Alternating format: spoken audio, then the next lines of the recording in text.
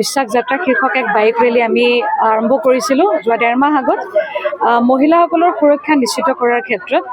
আৰু আজি আমি নলবাৰীত খুব বৃহৎ বাইক ৰেলীত আমাৰ ৰাষ্ট্ৰীয় অধ্যক্ষা বিজয়া ৰাহাটকাৰজী ডাঙৰীয়ানীৰ উপস্থিতিত ফ্লেগ অফত আমি আৰম্ভ কৰিছিলোঁ। আৰু অসম ৰাজ্যিক মহিলা আয়োগে আজি আমি বাক্সাত এতিয়া উপস্থিত আছোঁ আৰু আমাৰ বাক্সা জিলা যি প্ৰশাসন আছে তেখেতসকলৰ উদ্যোগত আমি ইয়াতে আমাৰ যিসকল মহিলাই আমাৰ তেখেতসকলে যি আশা কৰ্মী বা জীৱিকা কিবা অংগনবাড়ী ৱৰ্কাৰ যিসকল আছে তেখেতসকলৰ লগত আজি বহিলোঁ। আৰু আমাৰ আচলতে মহিলা আয়োগৰ কি কাম, বেছিক যিটো আমাৰ ষ্ট্ৰাকচাৰ আছে মহিলা আয়োগৰ কি কাম, কেনেকৈ কাম কৰে, আৰু আমাৰ যিটো এটা ইমাৰ্জেঞ্চি এটা হেল্পলাইন নম্বৰ আছে 181, আমাৰ মহিলা আয়োগৰ পৰা মুকলি কৰা এটা নাম্বাৰ আছে হেল্পলাইন নম্বৰ এটা 9435196263। এই নাম্বাৰখিনি আমি মুকলি কৰাৰ কথা, এই নাম্বাৰবিলাক তেওঁলোকক আমি অস্ত্ৰ হিচাপে ল'বৰ কাৰণে দিছোঁ, কাৰণ তেওঁলোকে ৰাইজৰ মাজত থাকে। গতিকে দ্বিতীয়তে আমাৰ যিসকল নিৰ্যাতিত মহিলা আছে তেওঁলোকে যাতে বহুত বেছি থানামুখী নহয়, আমাৰ যিটো ডিষ্ট্ৰিক্টত আমাৰ যিটো মহিলা কোষ আছে তাত যোগাযোগ কৰক, অথবা আমাৰ ব্লক লেভেলত মহিলা কোষ আছে তাত যোগাযোগ কৰিব পাৰে। গতিকে আমি এই বেছিক আমাৰ যিবিলাক উইমেন চেলবিলাক আছে সেইবিলাক সক্ৰিয় কৰাৰ কাৰণে কওঁ। আৰু কাৰণ আমাৰ যিসকল সাধাৰণ মহিলা আছে তেওঁলোকে হয়তো থানাত কেতিয়াবা যাবলৈ দুটা কথা ক'বৰ কাৰণে হয়তো ক'ৰবাত নহয় ক'ৰবাত তেওঁলোকে অকণমান দ্বিধা সংকোচ কৰে। গতিকে মোৰ বোধেৰে ওৱান ষ্টপ চেণ্টাৰ সেইবিলাক আমাৰ মহিলাসকলে জানিব লাগে, তাত সুবিধাসমূহ জানিব লাগে।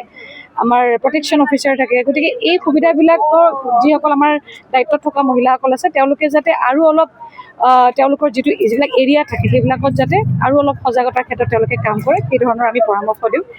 আৰু মূলতঃ আমি মহিলা আয়োগে এটা কথাই ক'ব বিচাৰিছোঁ মহিলাসকলক যে ভয় নাখাব, হতাশ নহ'ব, আত্মহত্যাৰ নিচিনা কথা মনলৈ নানিব।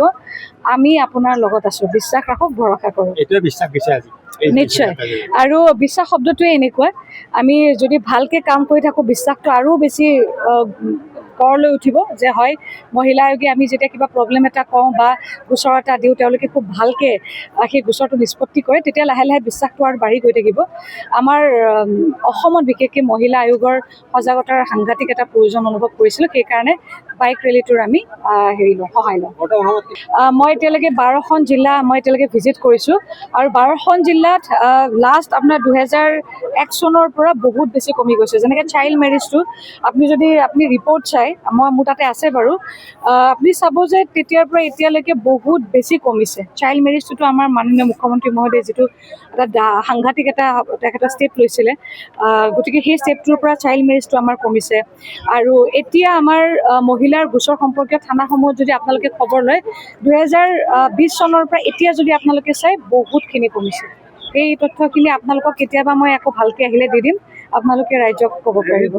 মহিলা কমিশ্যনটো আমি মহিলা আয়োগৰ নিৰাপত্তাৰ কাৰণে সুৰক্ষাৰ কাৰণে কাম কৰি আছোঁ আৰু সেইটো চাইল্ড প্ৰটেকশ্যনত তেওঁলোকে কাম কৰি আছে। আৰু ইতিমধ্যে যিহেতু এৰেষ্ট কৰিছে খবৰটো পাইছোঁৱে, গতিকে তেনেকুৱা ধৰণে আমি সজাগ ব্যক্তিসকলে খবৰ পালেই খবৰ দিয়াটো আমাৰ প্ৰত্যেকৰে দৰকাৰী। আৰু আপোনালোককো অনুৰোধ জনাইছোঁ, ক'ৰবাত যদি মহিলা পীড়িত হোৱাৰ আপোনালোকে ঘটনা ক'ৰবাত পায় আমাৰ 181তে হওক অথবা আমাৰ যিটো মহিলা আয়োগৰ যিটো নাম্বাৰটো তাত আপোনালোকে কৰিব পাৰে। আৰু আটাইতকৈ ভাল লাগিছে বাক্সা জিলাত ইতিমধ্যে আমাৰ যিটো মহিলা যিটো কোষটো আছে সেইটো সক্ৰিয়, তাত ইতিমধ্যে আমাৰ গোচৰবিলাক নিষ্পত্তি কৰি আছে। গতিকে কোনোবাই যদি নাজানে আপোনালোকৰ মাধ্যমেদিও ইয়ালৈ গোচৰসমূহ ইয়াতে লৈ আহিব পাৰে।